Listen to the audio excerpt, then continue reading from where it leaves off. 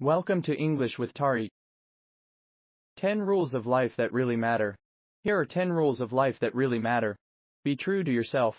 Always stay true to yourself, and never compromise your values or beliefs for anyone. Pursue your passion. Follow your heart and pursue what you are truly passionate about in life. This will bring you long-term happiness and fulfillment. Treat others with respect. Treat everyone with kindness, empathy, and respect, regardless of their background or status. Stay positive. Keep a positive attitude and outlook on life, even during difficult times. This will help you stay motivated and overcome challenges. Practice gratitude. Focus on the good in your life, and be grateful for what you have. This will help you maintain perspective and appreciate the little things in life. Take care of your health.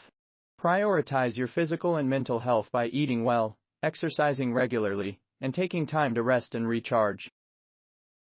Learn from mistakes. Embrace failure as an opportunity to learn and grow, rather than as a setback. Set goals.